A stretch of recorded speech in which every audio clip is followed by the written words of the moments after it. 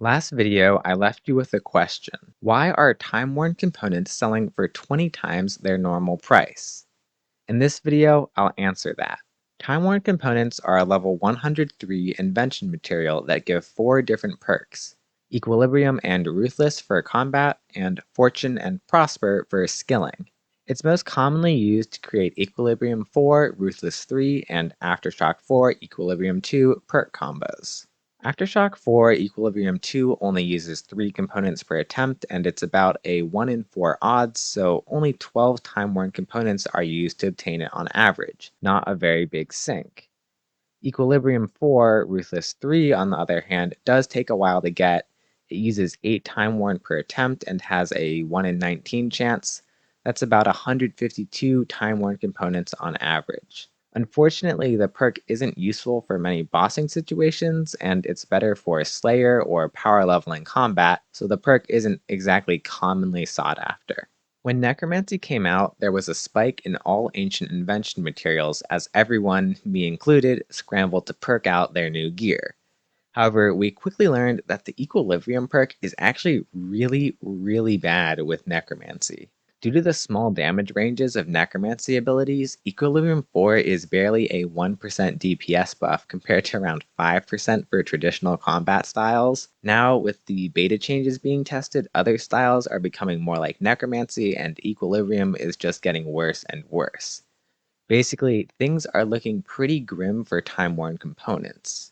So back to that original question, why are time-worn components selling for so much? The answer actually goes all the way back to January 2016 when the Invention skill was released.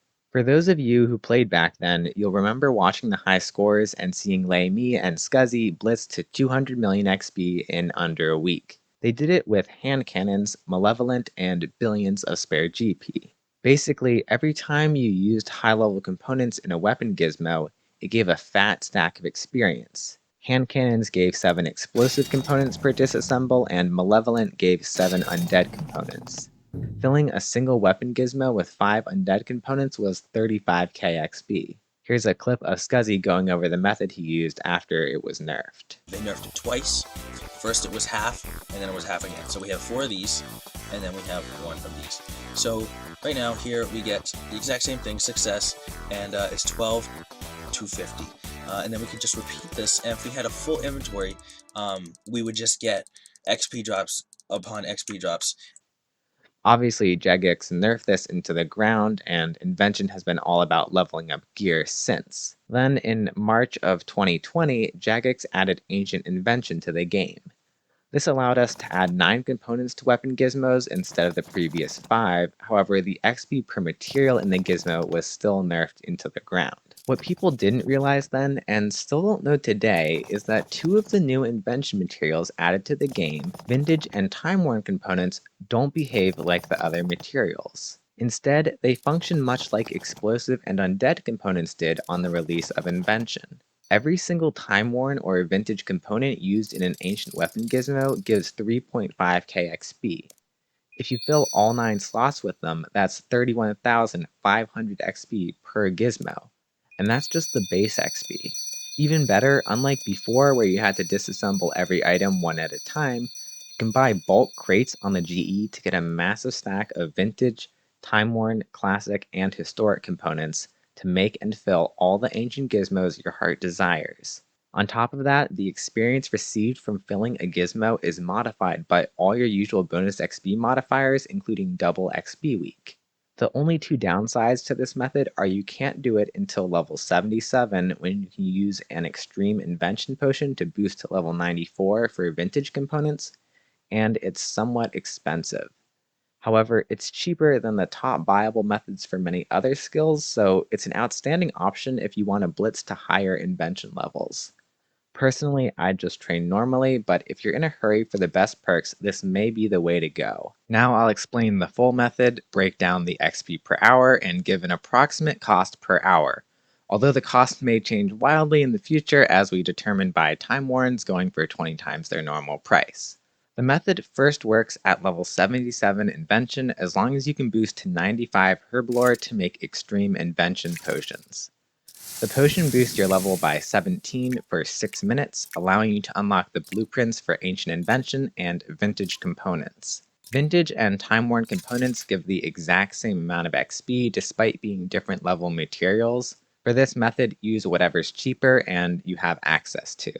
The earliest you can do timeworn is level 86 Invention with an Extreme Invention potion. The next step of the method is to make bulk ancient weapon or armor gizmo shells. If you're using timeworn components, you'll need to use an ancient weapon gizmo or tool gizmo. Armor gizmos don't give any perks, so don't work.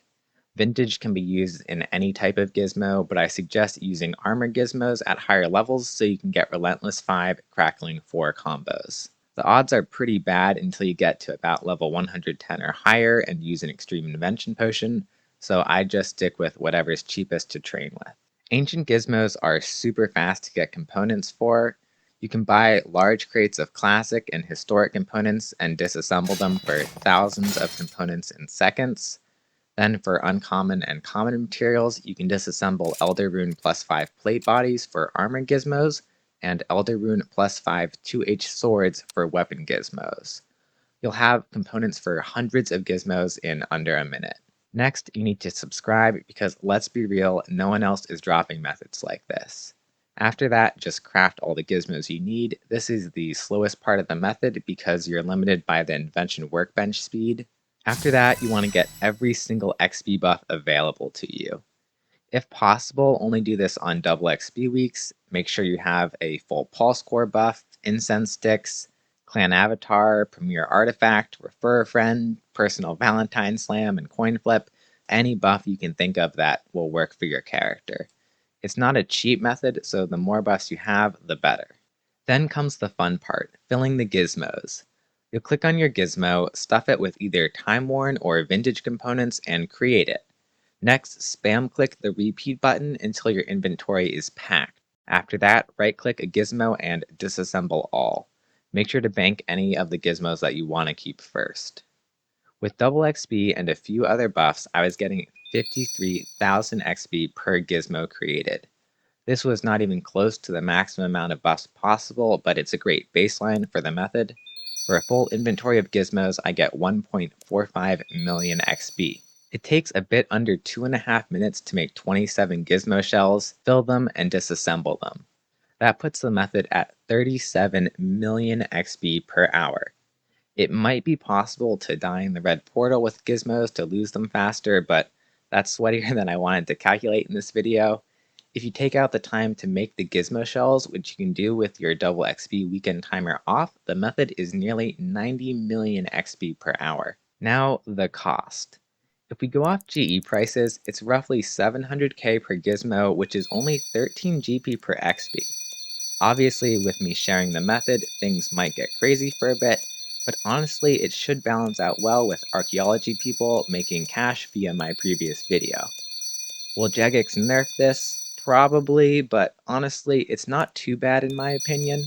If anything, maybe half the XP per component to get it more in line with top methods for other skills. It adds a nice interaction with archaeology and gives people who are willing to drop bank the opportunity to speed up invention.